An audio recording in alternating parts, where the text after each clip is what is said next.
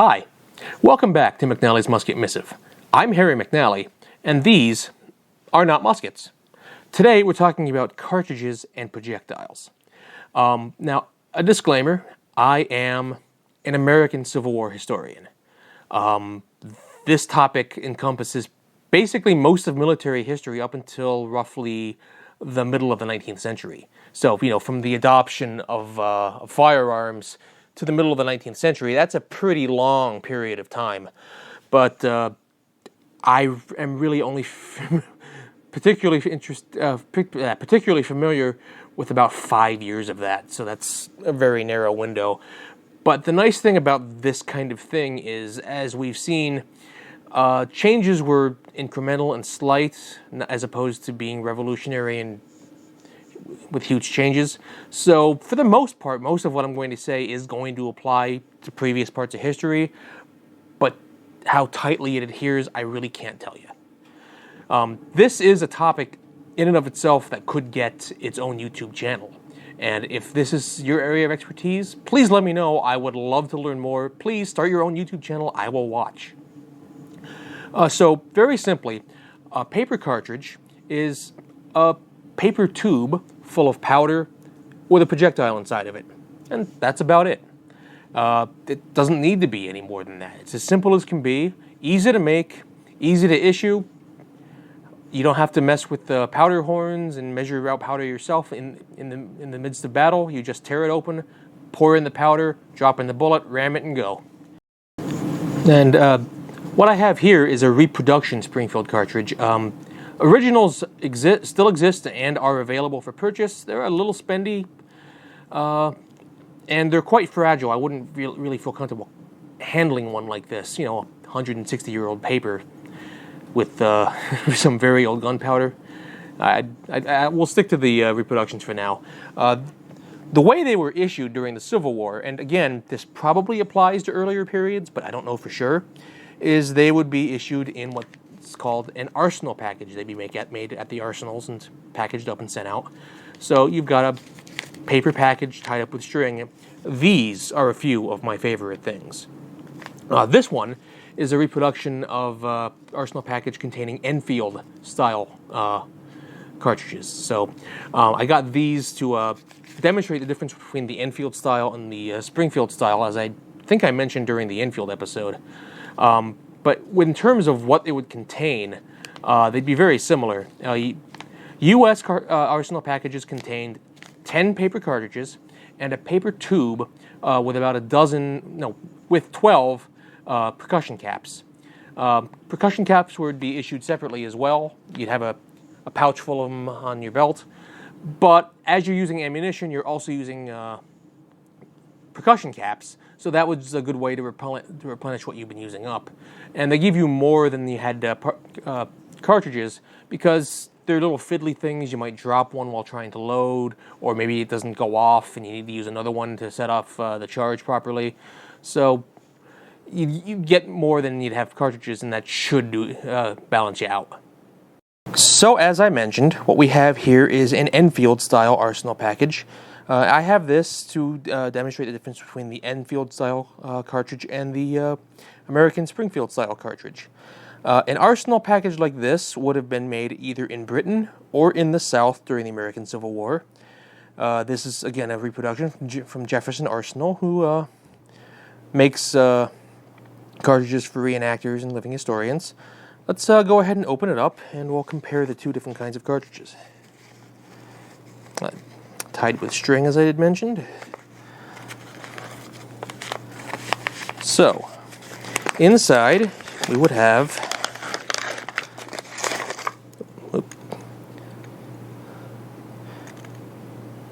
inside are 10 Enfield style cartridges. Now, the difference between the Enfield style and the Springfield style is that the Springfield style, this is two identical pieces of paper. One contains the powder and one contains the bullet, keeping those two things separately. As a matter of fact, it's just literally one inside the other. So you tear off the end. This is the end that sticks out. You tear that off, pour in the powder. You'd break open the paper here, and there you have your your Springfield projectile, and this one's oxidized a bit from its time inside that paper. And you can see the beeswax tallow mixture lubricant to ease fouling. With the Enfield style cartridge, this is several different sheets of paper of different sizes and shapes. You've got this tube full of powder. You tear that open, pour it into the barrel, and then you've got this end. This is where the lubricant for the Enfield style cartridge is. You'd insert that end into the barrel and then just snap it off, and there you've got your Enfield style bullet in its lubed paper patch. And that's really the big. And that's the difference between the two. The lubricant for the Enfield is in the cartridge, and the lubricant for the Springfield is in the grooves of the bullet itself. And as a matter of fact, let's go ahead and peel that off. There are no grooves on the Enfield style bullet. Here I've also got an original. There are a couple of ways this would have been, either with the empty hollow or with either a wooden or clay plug inside the hollow to assist with expansion. So, that is the Enfield cartridge and the Springfield cartridge. Also, during the war, you had 54 caliber cartridges for the Lorenz. Jesus. The Lorenz projectiles, 54 caliber, as I mentioned. They also use it for the Mississippi rifle. But it's just a paper cartridge like the Springfield style, so we don't really need to get into that.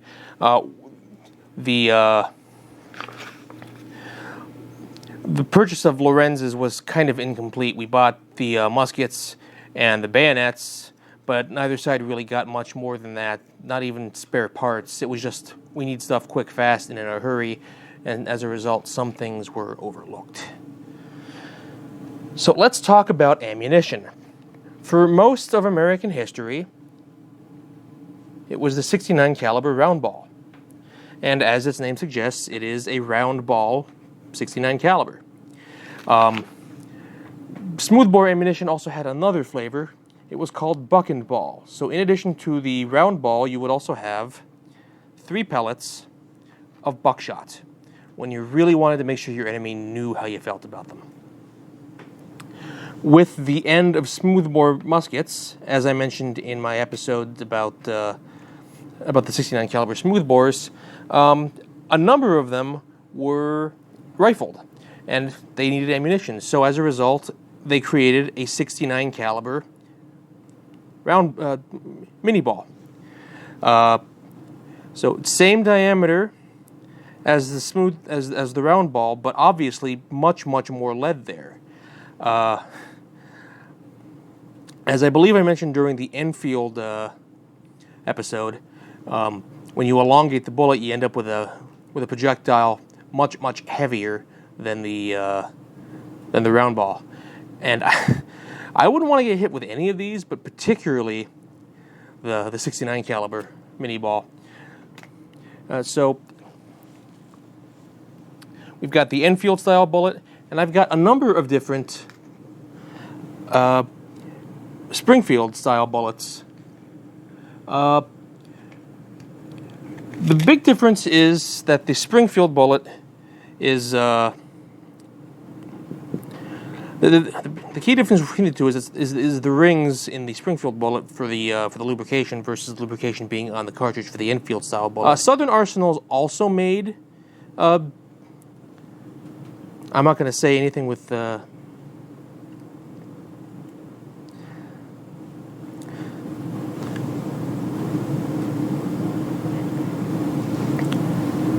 Jesus Christ, Harry. So, we've got the Enfield and the Springfield style bullets. Basically, the key difference between the two is that the Springfield style bullet has the grooves for its lubrication. Yeah, for the lubrication.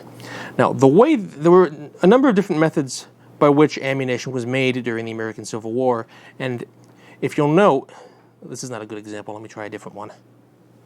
If you'll note, this one, the modern production, has a flat flat nose versus the more rounded nose on the original. And that comes from a difference of production.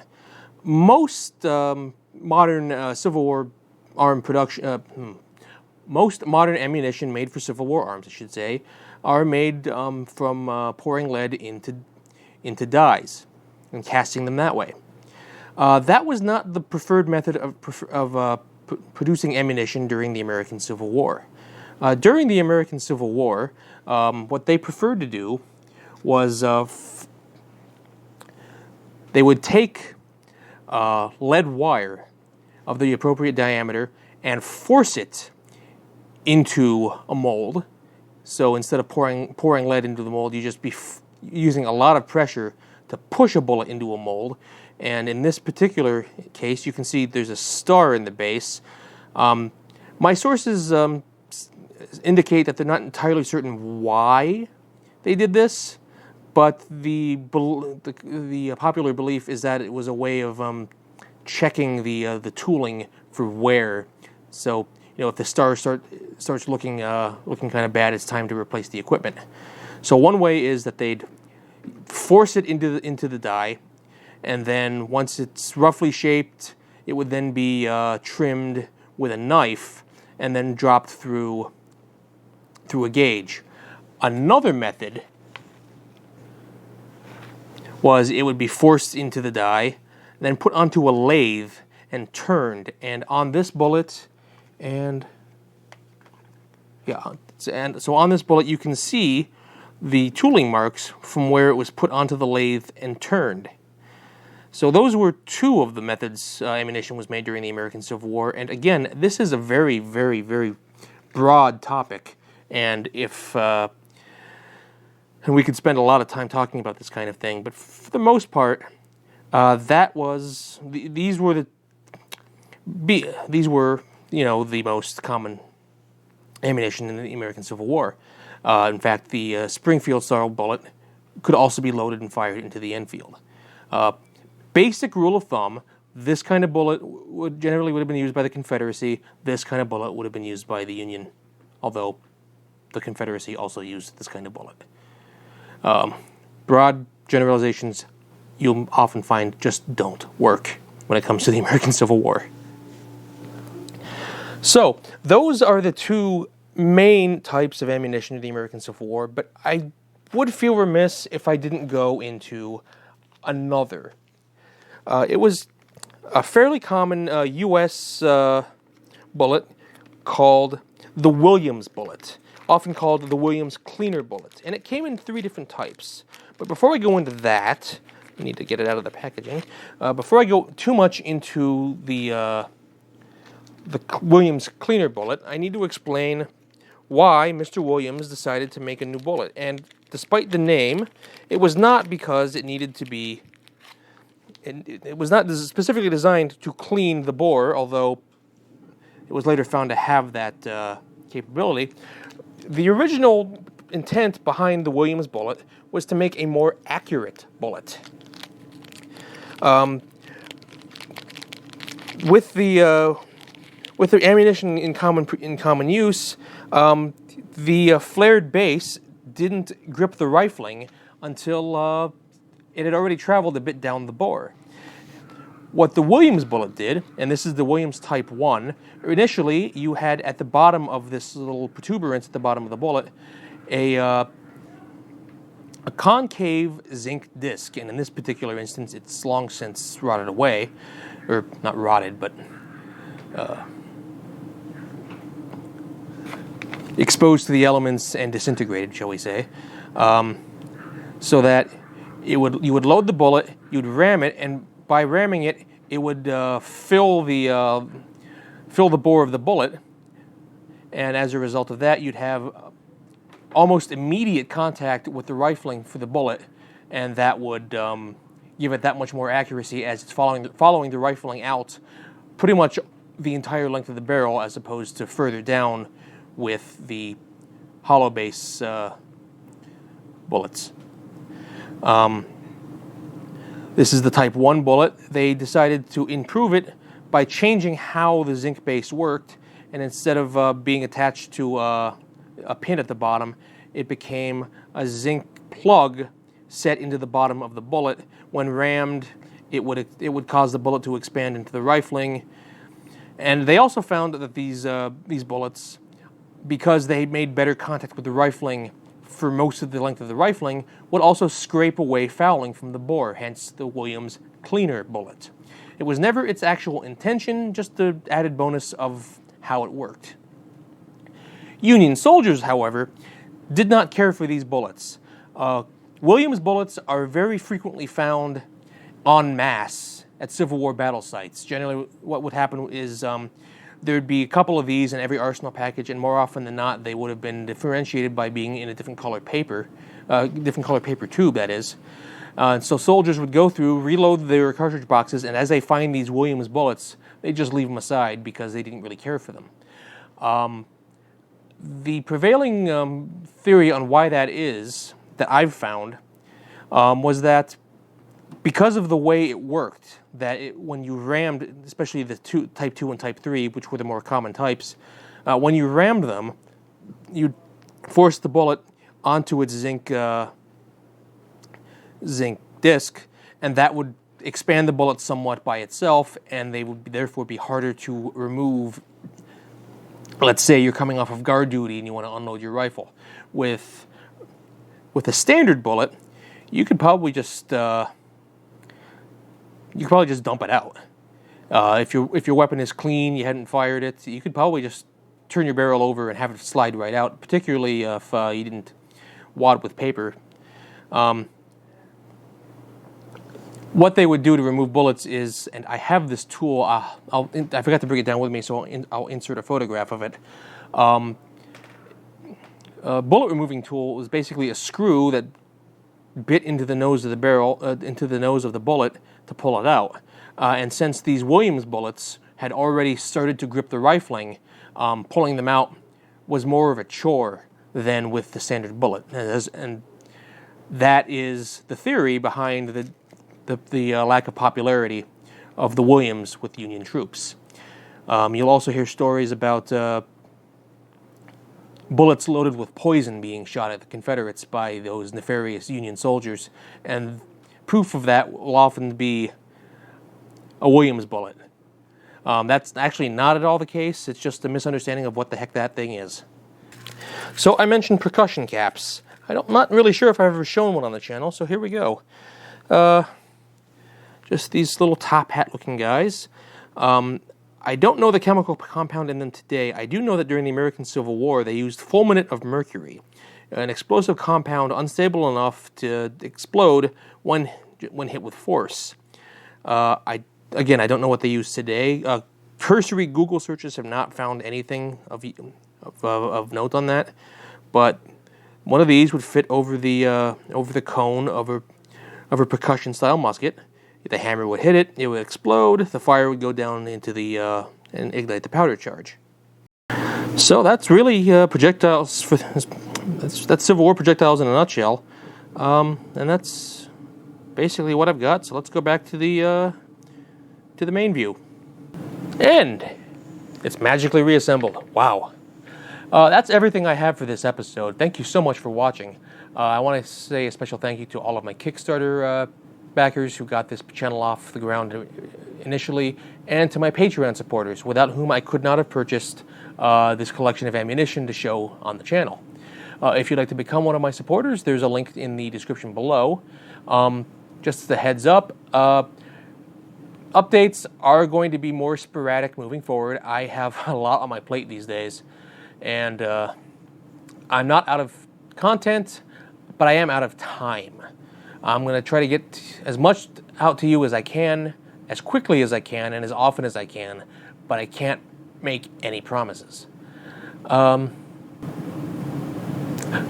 thank you very much for watching. Have a great day. Bye.